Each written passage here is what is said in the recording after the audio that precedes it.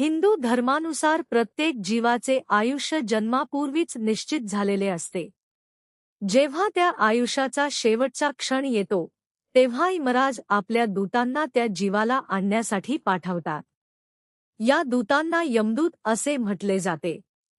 पौराणिक कथांनुसार पुण्यवान आणि सदाचारी व्यक्तीला यमदूत भयावह वाटत नाहीत.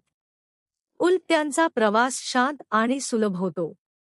परंतु ज्याने आयुष्यभर पाप, अन्याय आणि अधर्म केला असेल त्याला मृत्यूची वेळ अधिक कठीण वाटते, असे गरुड पुराणात वर्णन आहे. अनेक कथांमध्ये असेही सांगितले जाते की मृत्यू जवळ आला की काही लोकांच्या वागण्यात बदल दिसू लागतो. काहींना जगातील मोह कमी होतो, काहीजण सत्य देवाचे नाव घेतात, तर काहींना विचित्र स्वप्ने पडतात. काही कथांमध्ये यमदूतांचे दर्शन झाल्याचाही उल्लेख आहे. मात्र हे अनुभव सर्वांनाच येतात असे धर्मग्रंथ सांगत नाहीत. महत्त्वाची गोष्ट म्हणजे यमराज कधी येतील हे कोणालाही आधी निश्चितपणे माहीत नसते. म्हणूनच संतांनी नेहमी सांगितले आहे, आजचा दिवस सत्कर्म, सत्य, दया आणि ईश्वर भक्तीत घालवा. कारण मृत्यूची वेळ गुप्त असते.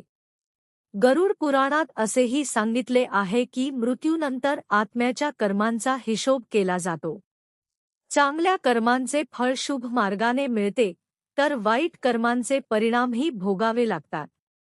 त्यामुळे धर्मग्रंथांचा संदेश भीती निर्माण करणे नसून चांगले जीवन जगण्याची प्रेरणा देणे हा आहे. समारोप. 1 मिनिट. मित्रांनो, यमराजांविषयीच्या या कथा श्रद्धा आणि पौराणिक परंपरेवर आधारित आहेत. त्यांचा मुख्य उद्देश आपल्याला भीती दाखवणे नाही, तर सत्कर्म, प्रामाणिकपणा आणि ईश्वर भक्तीचे महत्त्व समजावणे हा आहे.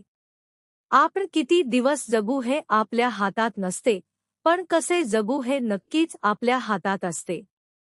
म्हणून प्रत्येक दिवस चांगले कर्म करा, इतरांना मदत करा आणि देवाचे स्मरण ठेवा. जर तुम्हाला अशा पौराणिक कथा, संतकथा आणि धार्मिक माहिती आवडत असेल तर व्हिडिओला लाईक करा, शेअर करा आणि चॅनलला सबस्क्राईब करायला विसरू नका. हर हर महादेव.